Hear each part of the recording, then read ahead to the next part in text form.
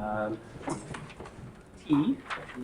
and then a few brief talks at the beginning of the poster session. That's the plan. So today we have, right now we have Niko Beerenwinkel from ETH, and tell us about ultra-deep sequencing of virus populations.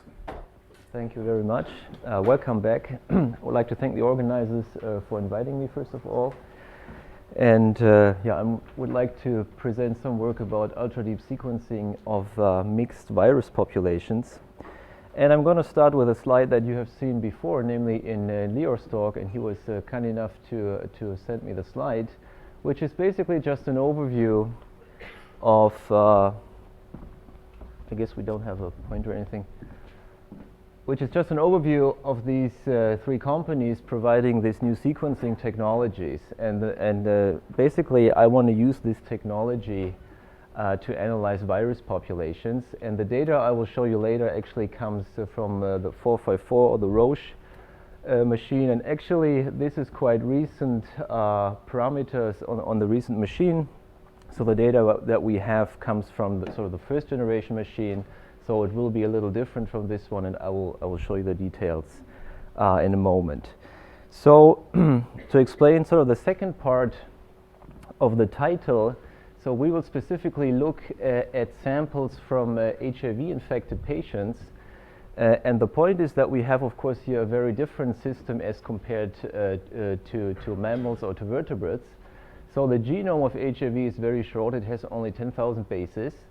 The population size within a single infected host can be very large, up to 10 to the 6 or 10 to the 7 copies per milliliter blood plasma. Now the effective population size will be smaller than that, but nevertheless these are large numbers. Now the turnover is extremely high. There's a generation every 1 to 2 days, giving you 140 to 300 generations per year. And then maybe the most well-known thing, at least, is that the mutation rate is very high. So HIV is an RNA virus, and the reverse transcription step, there is no proofreading in this step, and therefore we end up with error rates on the order, mutation rates on the order of 10 to the minus 3 to 10 to the minus 5 per site per replication cycle. So together, these dynamics create a very high genetic diversity on which natural selection then can operate. So I'm just giving you these numbers so that you are prepared to expect a lot of genetic variation even within a single infected host. So, and the overall goal we have in this project is basically we want to estimate the structure of one intra-patient HIV population from a single run of such an ultra-deep sequencing machine. So a single run, I do not really mean a single run, but I mean we take a single sample, sequence from it, and what we get is a set of reads, obviously, and from those reads we would like to make some inference about the structure of the population. And so if you're not very excited about viruses, then maybe you can get something out of the talk by, as we go along, think about these other projects that are sort of similar in their goal. For example, the 1,000 genomes, the 1,000 human genomes that Richard has talked about.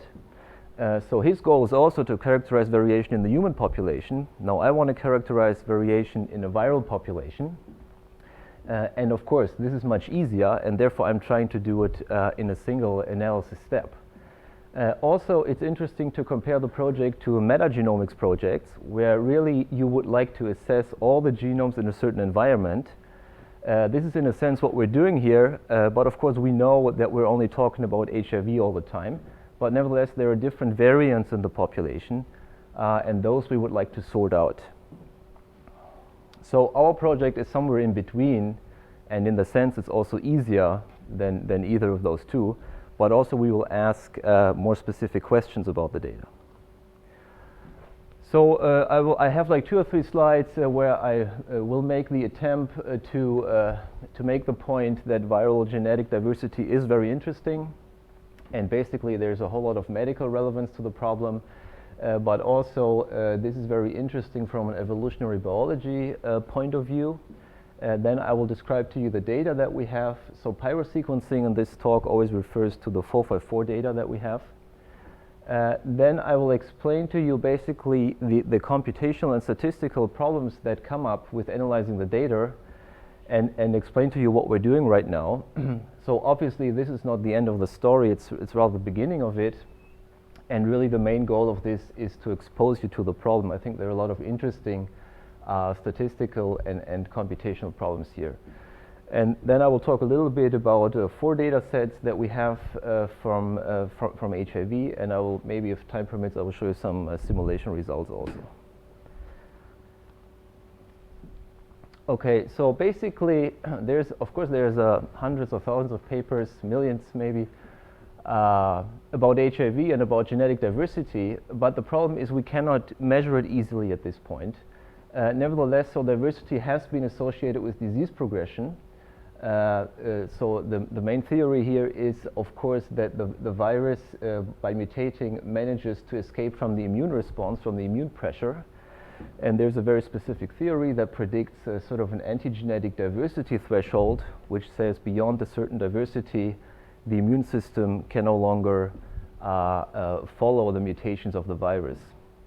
And the reason in the end is basically that the resources of the immune system are limited, and the virus under certain conditions might be able to escape.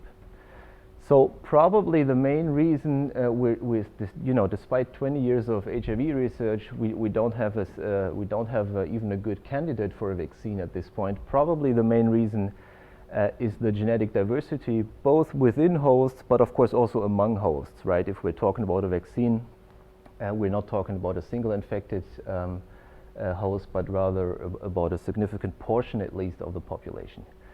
And then third, there is this issue of antiretroviral therapy. So this is a topic I have worked on for some time, and basically this is a similar mechanism than up here, but the escape is now from the selective pressure of the drugs rather than the immune system.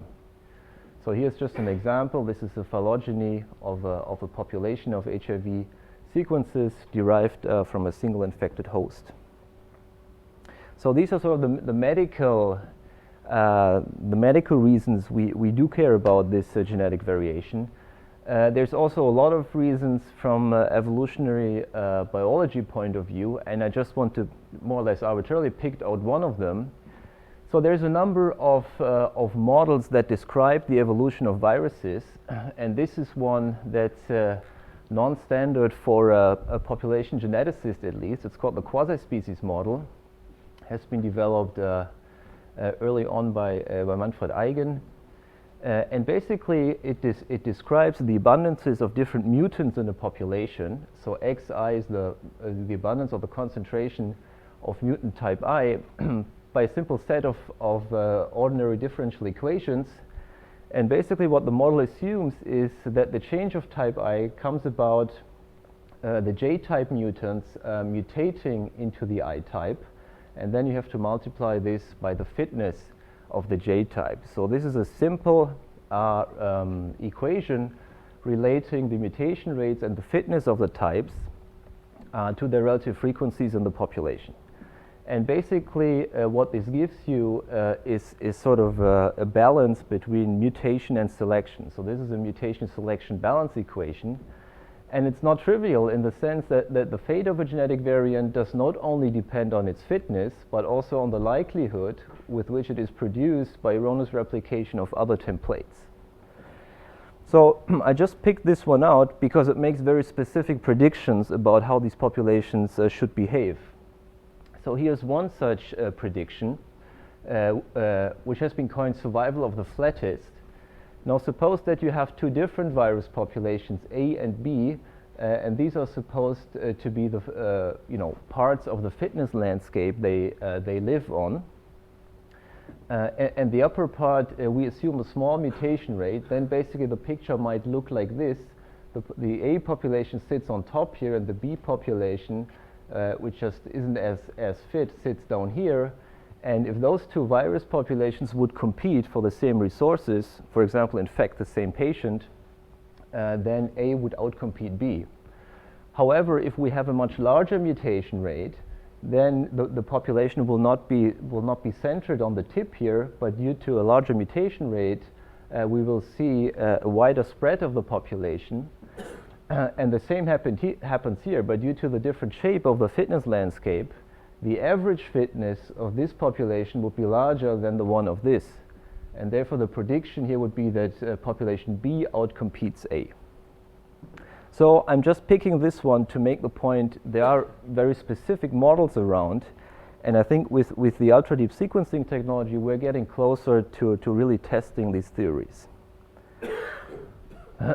So here is a little bit about the data.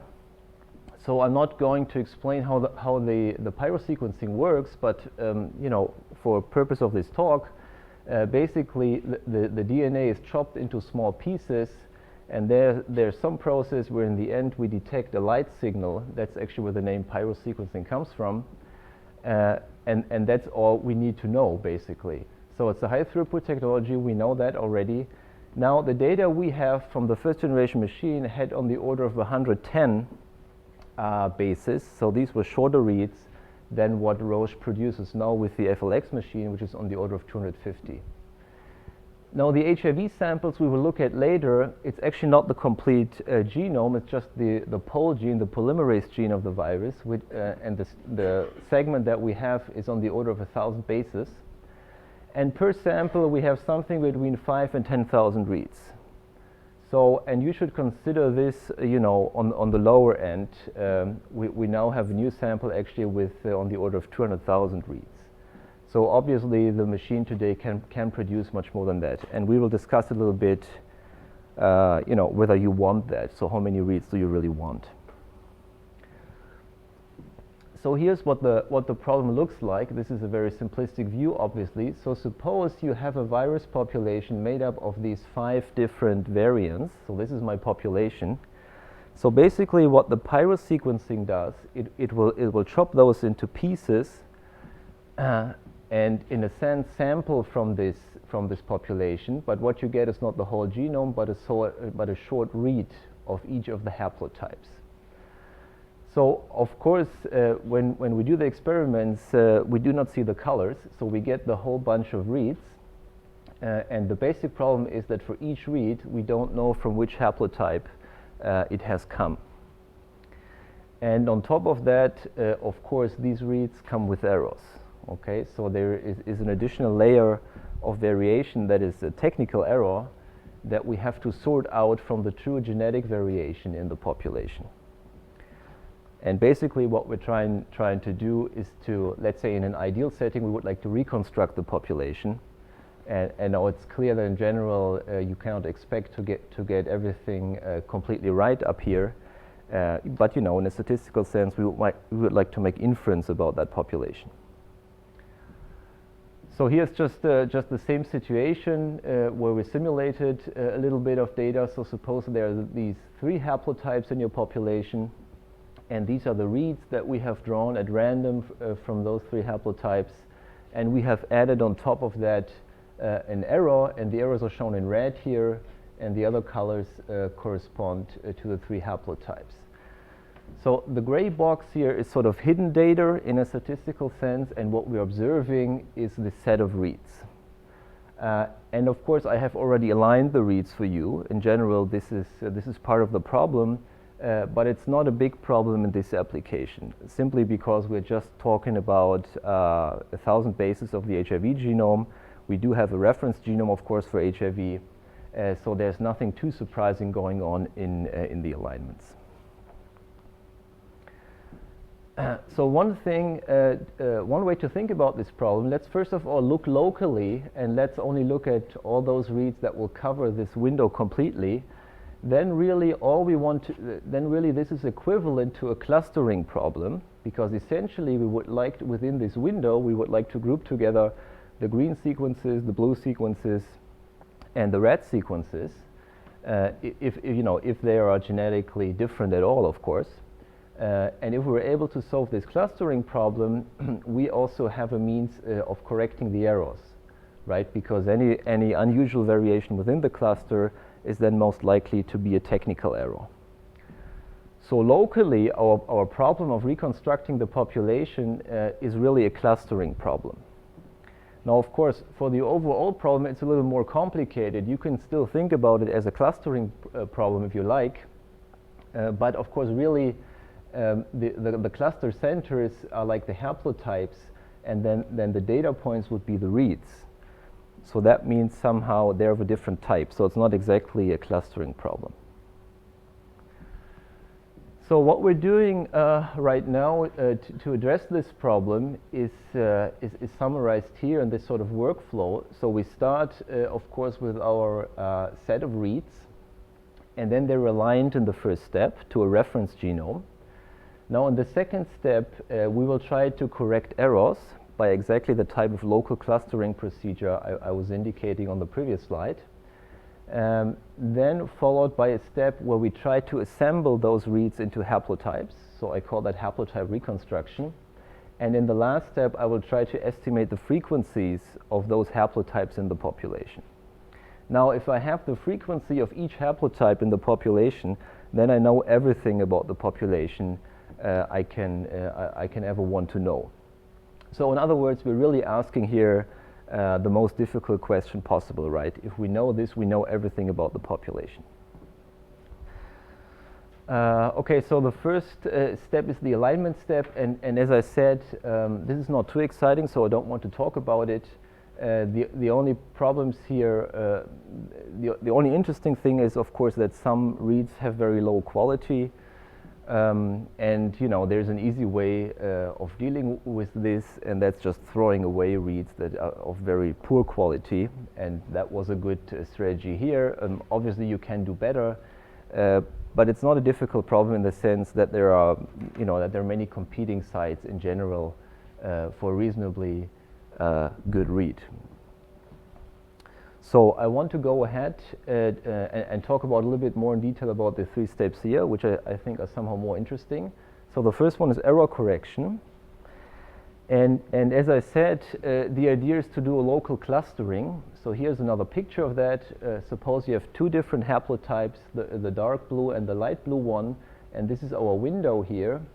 And on top of this variation that's indicated for the blue one here with the square and with the 2 circles for the light blue one. On top of that, we have 2 errors here. These are these red crosses.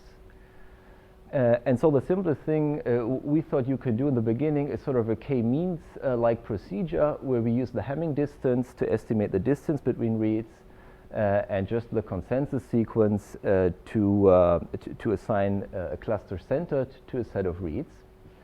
And then so in k-means, we're increasing the k, and at each step, basically, we are testing whether there is a single mutation or a pair of mutations that occurs more often than expected by chance.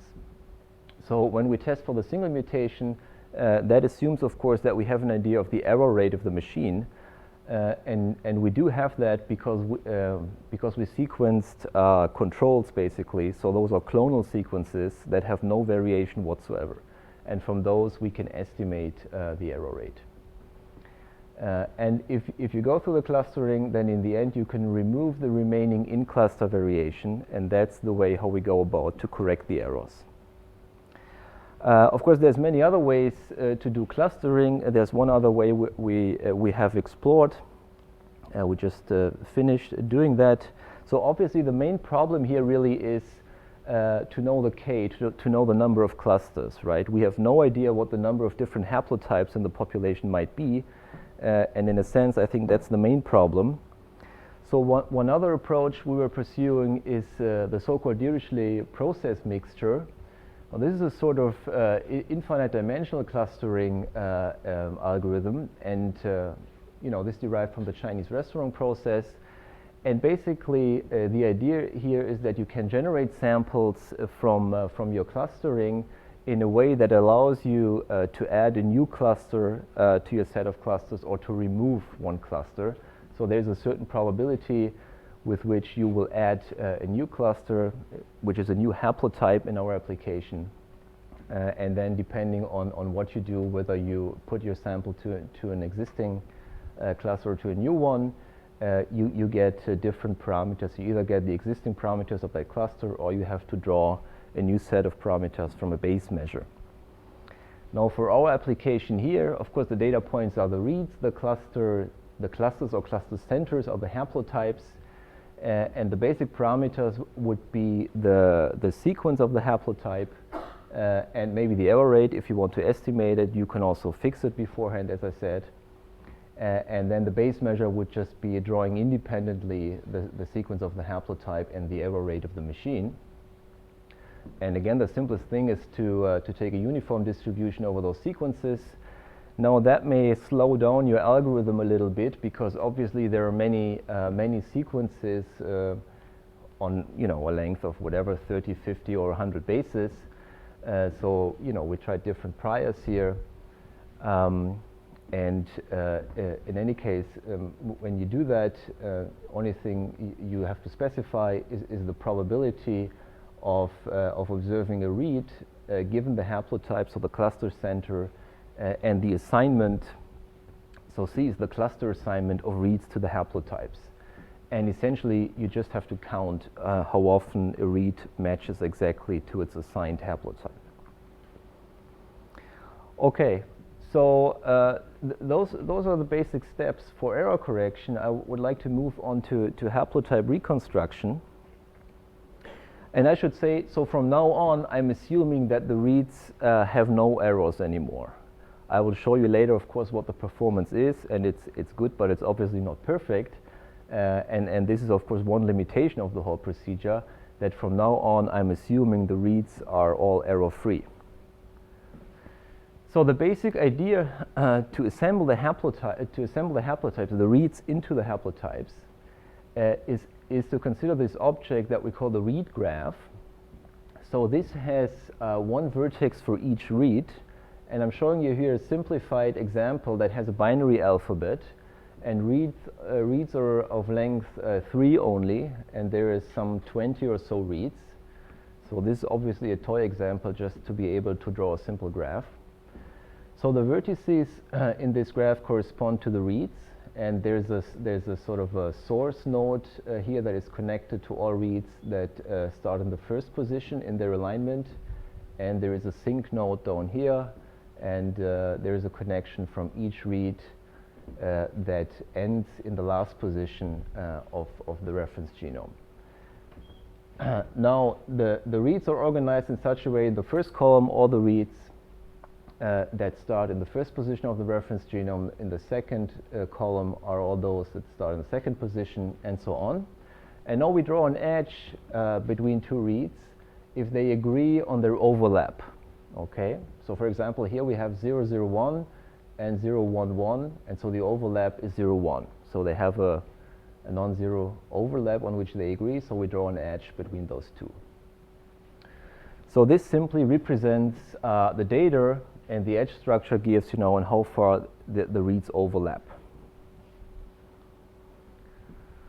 So now we would like to look at paths through the graph that start in the source node and end in the sink here. Now we call, let's look at this example first.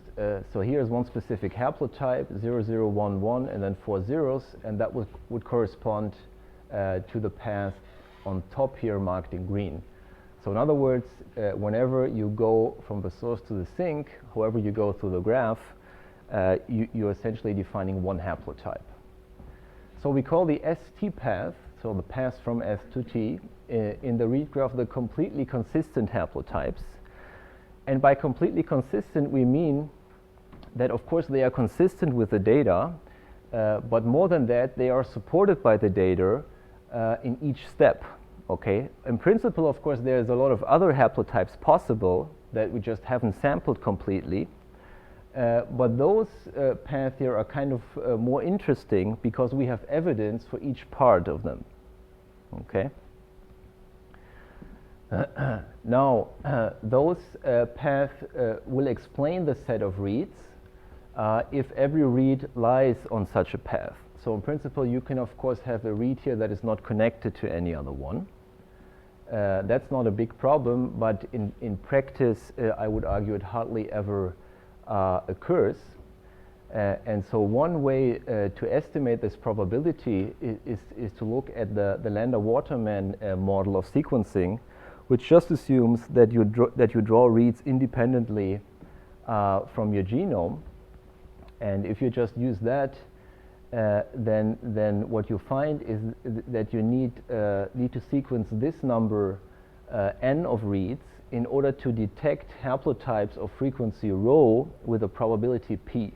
Okay, so this is the number of reads you need in order to be sure to find a rare haplotype of frequency rho with a certain probability.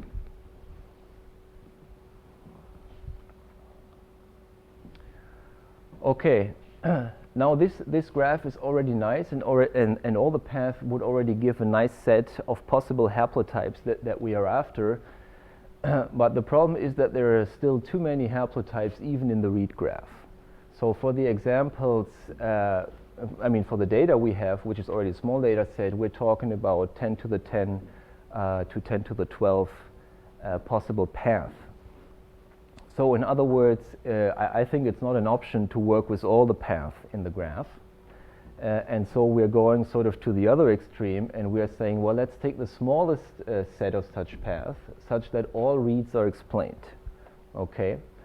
And this corresponds exactly to the so-called minimal path cover problem. And turns out it has been solved a long time ago by Dilworth, 1950. And the theorem basically says that every minimal path cover of the read graph has the same cardinality. Okay? So unfortunately, the set of path itself is not unique, but at least the cardinality of this set is unique. And the good news for us is that there is an efficient algorithm to compute these minimal path covers, and one that we are using is from Hopcroft and Karp. And it basically assures you that a minimal path cover can be computed in time cubic in the number of irredundant reads. So a read is redundant if it is contained in another read, if it is a substring of another read. So I mean, you can take this a number of reads, but in general will be smaller than that. So in other words, what we're proposing is, let's say, we're saying, okay, let's take the smallest possible set of paths here, and it turns out that we can compute that very efficiently.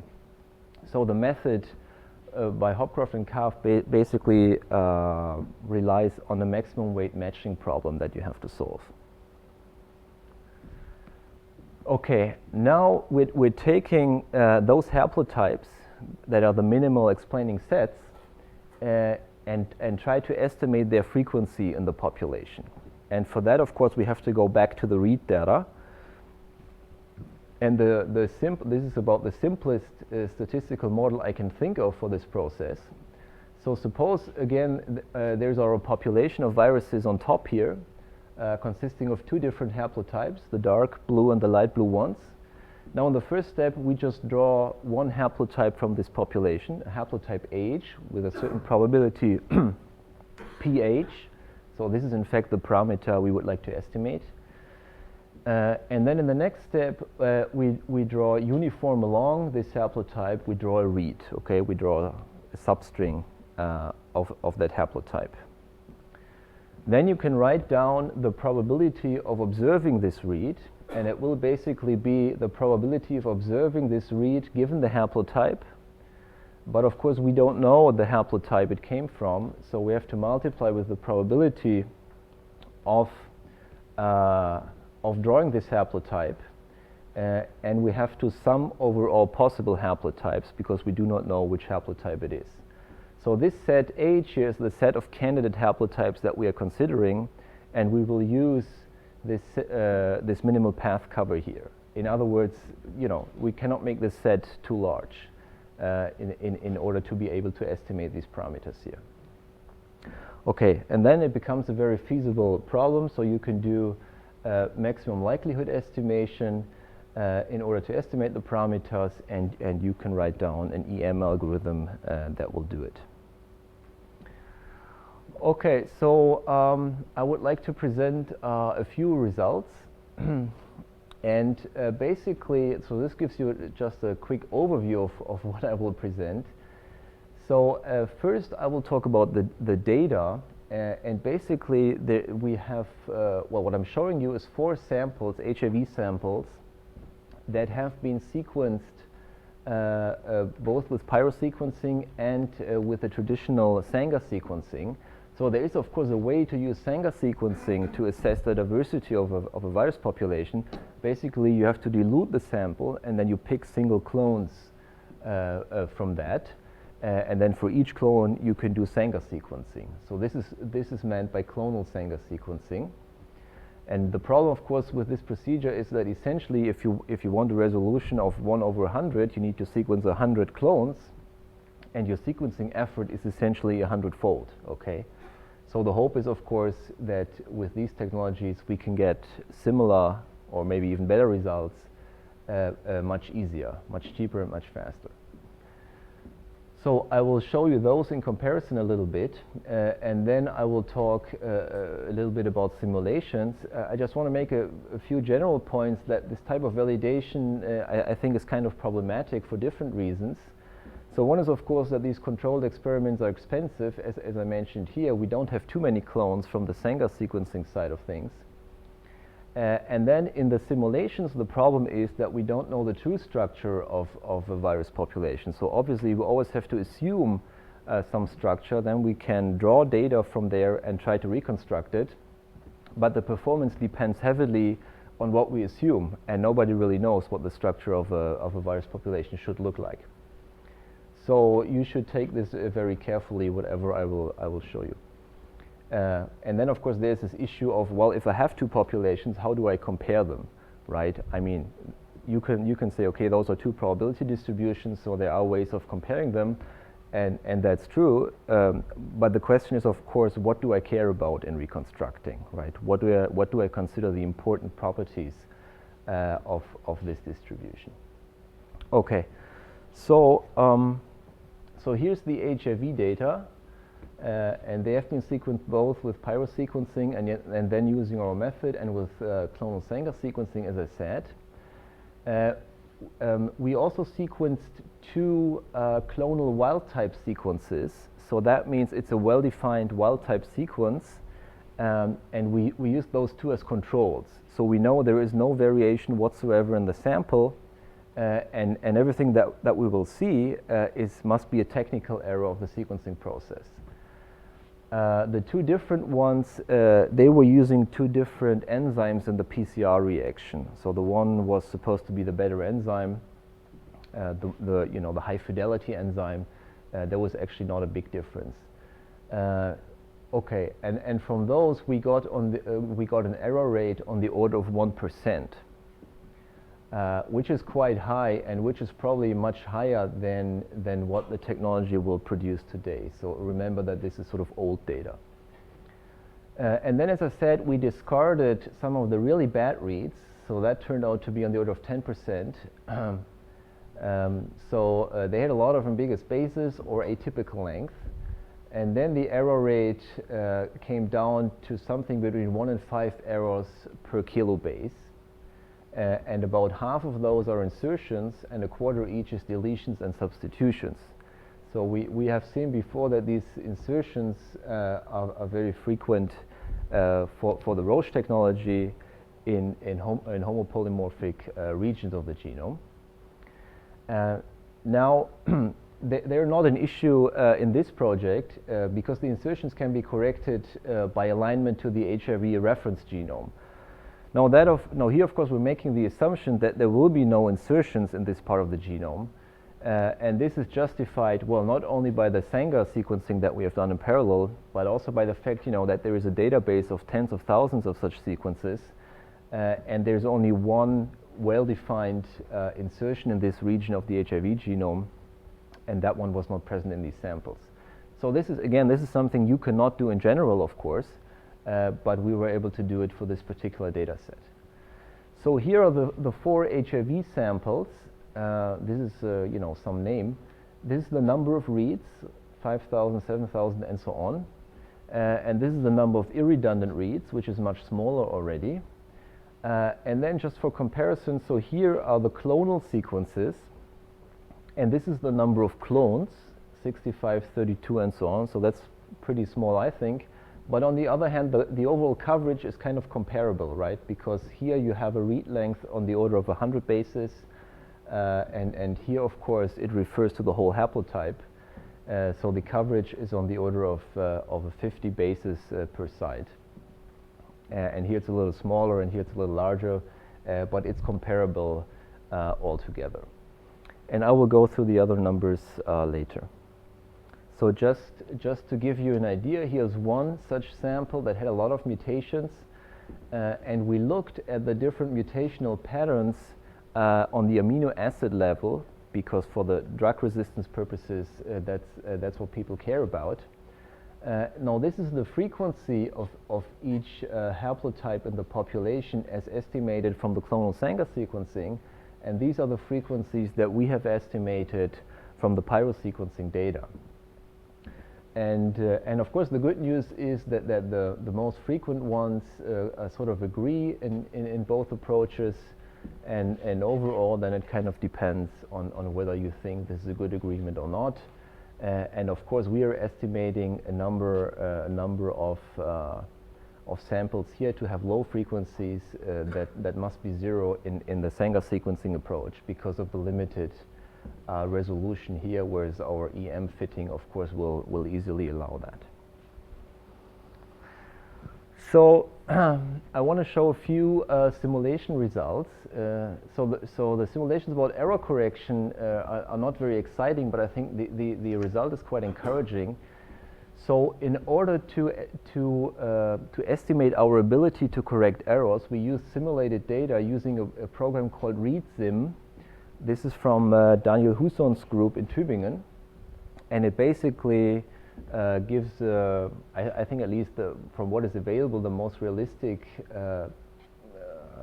structure of the errors. So it does account for the way the 454 technology produces the sequence and the errors.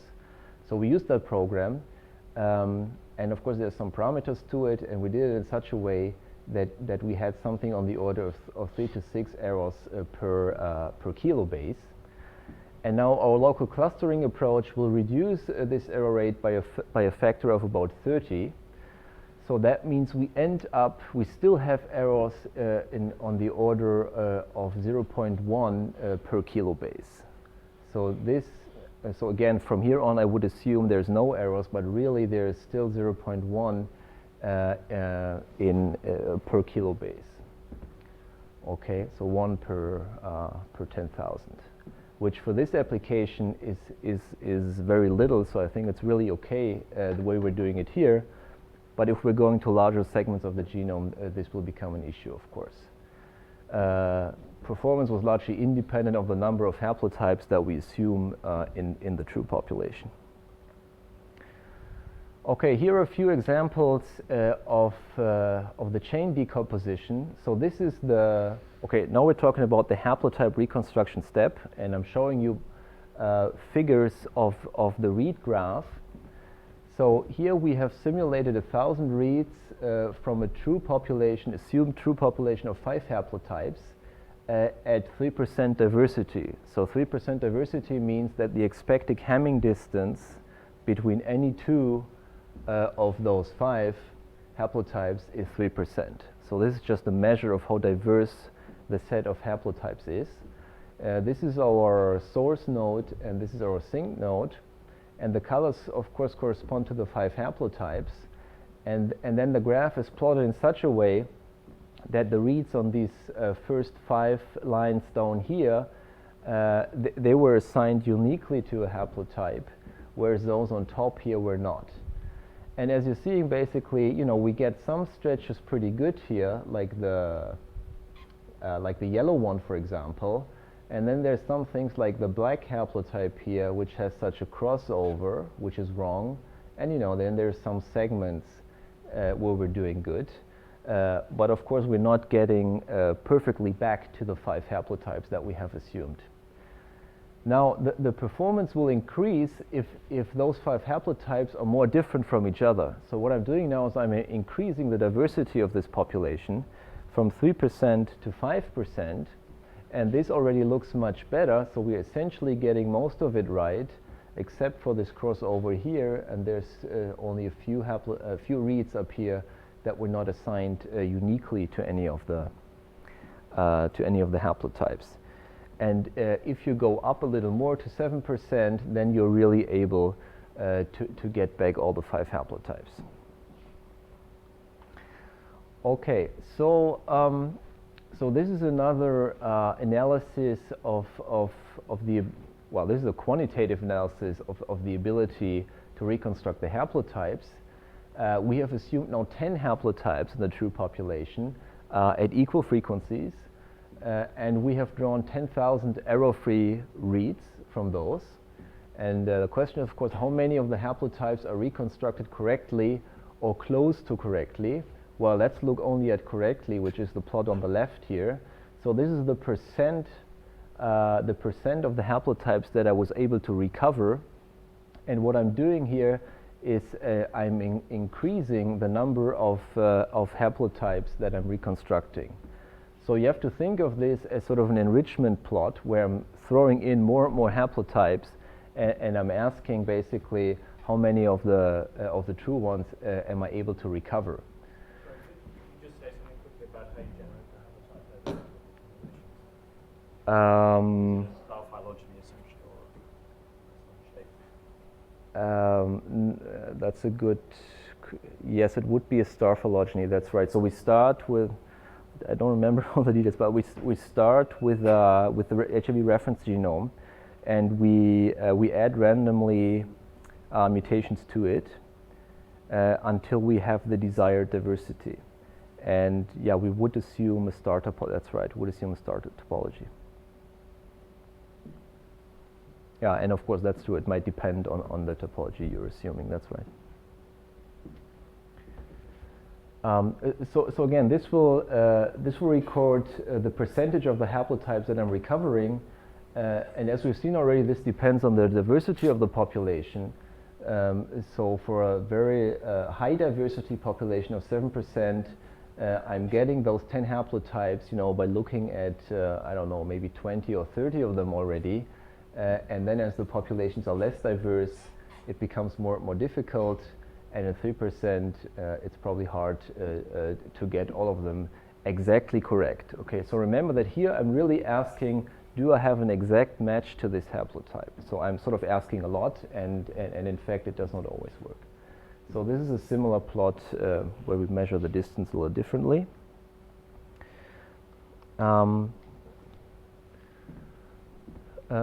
Yeah, so this one, well, this one will just compare the performance of the EM algorithm to some simple procedure, and it just shows that the algorithm works. But I think you can believe me without discussing it. So let's look at this last plot, I think. So here we're again looking at our ability to reconstruct the population. And the measure here, I'm not going to explain in detail, but basically the measure here is that I have my true population and the one I'm estimating, and I'm trying to match the haplotypes, the estimated to the true haplotypes. And now I'm sort of counting how many, and I'm not asking for an exact match, because in general that's asking too much. So I'm asking for the number of matches within a certain distance. Okay, that's what's called here proportion close. And now the 3 scenarios are, first of all, I'm drawing reads without errors, then with 0.1 errors per kilobase. And as I've showed before, this is the sort of most realistic setting. This is what we have right now after error correction, about 0.1 errors per kilobase. And this would be 0.2. And essentially, this is plotted as a function of the number of reads. And so we're getting very good performance here. Okay, this is again for 7, 5, and 2.5% diversity. And of course, for high diversity, it works very well immediately for a small number of reads. And it's much more complicated for small diversity populations. And it is, of course, increasing with the number of reads. Now, there's a little bit of an effect here where you actually see decreasing performance with a larger number of reads. And the reason is probably that the size of the minimal path cover will increase more or less linearly with the number of reads. And that makes it more difficult than at some point for us to estimate the frequencies. So in other words, This is still more problematic. But remember that we are probably in this regime here. Okay, this is about the error rate that we have right now after error correction. Okay, so I just very briefly want to sum up. So ultra-deep sequencing, we believe, can be used to make inference about intra-patient virus populations.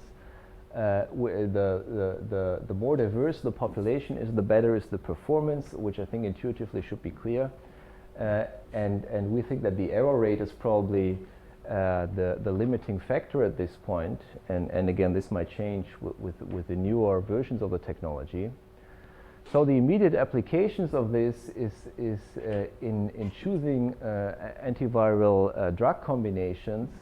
It can certainly immediately inform vaccine design studies and also epidemiological studies, where one thing that people care about are, for example, multiple infections.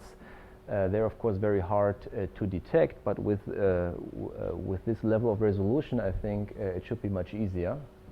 And of course, this will apply to other especially RNA viruses. We right now have a hepatitis C virus data set where the questions are very similar.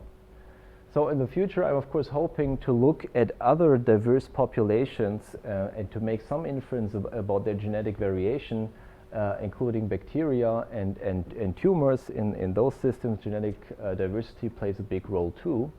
And of course, we will not be able, to do it for 3 billion base pairs. But for parts of the genome and so on, we will be able to ask more specific questions. So we're right now starting to look at different ultra-deep sequencing platforms, like the Illumina Solexa platform, which basically will produce a whole lot of more reads, but they are much shorter. So this is of course not so good for the type of problem we are thinking about here. On the other hand, they will come with paired end reads, so that will again make it easier, but will certainly change the algorithms we are using. Okay, I just want to thank Osvaldo Zagordi, who's working on this right now, and the work basically started together with Nick Erickson and Leo Pachter. Volker Rothner got involved in the clustering problems. And the data essentially came from Bob Schaefer at Stanford. Thank you. I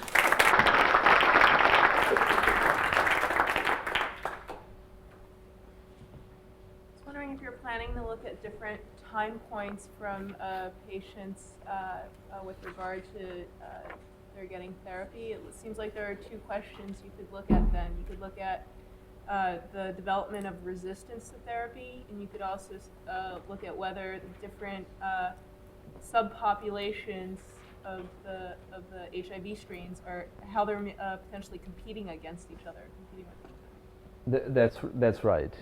I mean, I'm not collecting the samples myself, right? So, but I'm pretty sure people will do that. I mean, there's a few studies that have done this with the old Sanger sequencing technology.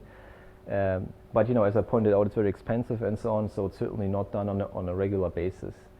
But yeah, I think this should be done. It will be done soon. So I may not have understood one of your pictures very well, but it looked like your performance wasn't, so it was plateauing or ultimately decreasing with the number of reads you're getting, which is a bit worrying. And it probably is the result of the separation into the error correction and then the haplotype estimation. And you might do a lot better if you actually combine those in, say, a probabilistic way, so that you actually allowed yourself to learn about the haplotypes with a bit of error and then learn about the error from that and so on, and combine it in that sense. Is that something? Yeah, I mean, at the moment you don't have it's not a probabilistic version that you've got, but it would be natural to use a much more model-based version. That's right. I mean, okay, there's a longer story behind it, obviously, but essentially we started out with such a model, but then we were not able to solve it in reasonable time, in a reasonable way. And so we went a step back and split it up, the task, into these separate ones. But we're still thinking about it, and at some point we'll probably do it. But I completely agree that this is I mean, I'm not sure if it will solve all our problems, probably not, but I completely agree that this is a major limitation, that we're not within a single model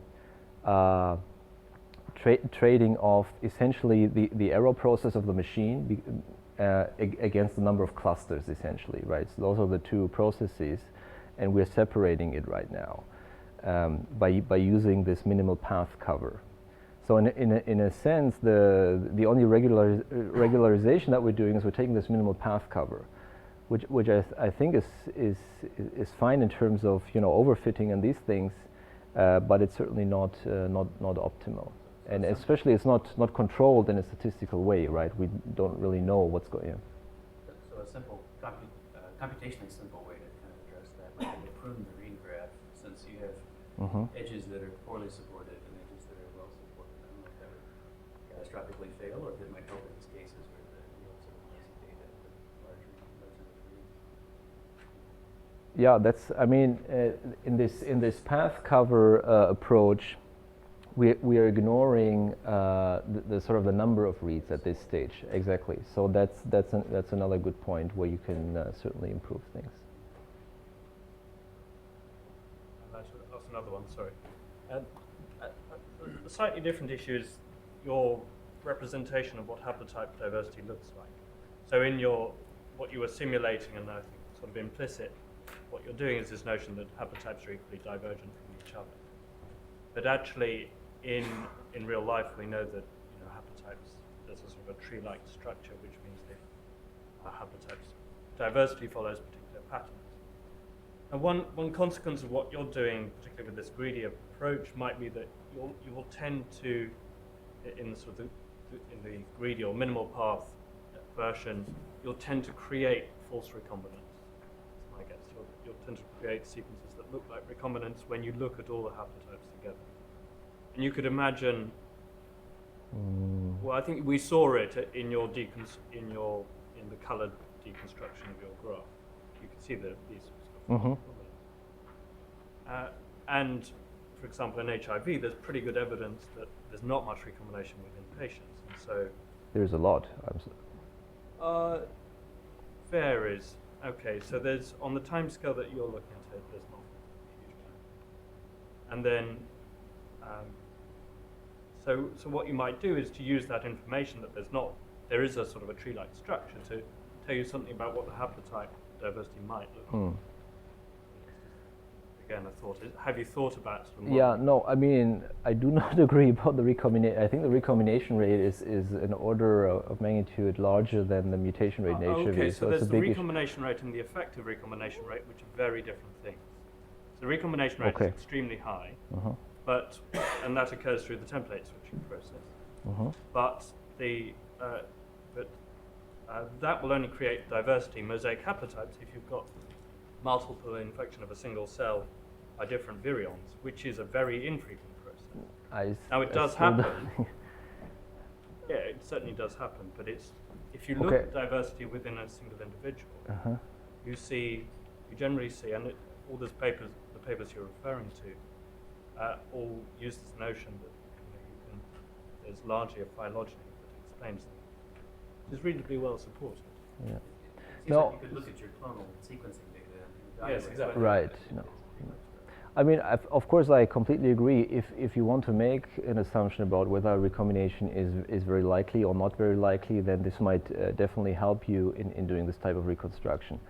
I would argue for HIV we have to expect a lot of recombination. The recombination rate is very high, and the number of multiple infected cells, that's something very hard to measure, obviously. I know one study that did this in spleen cells, and the average multiplicity of infection was 3, right? They estimated a whole distribution. So that means on average a cell would be infected with 3 different viruses. Well, that's the point, not necessarily different, but with 3 viruses, okay? They might genetically be identical and recombine, and it will not have a big effect, obviously. So I'm not sure whether I would, for this application, whether I would like to push it into avoiding recombinants. Maybe not, but in general, I think it's a good idea, of course.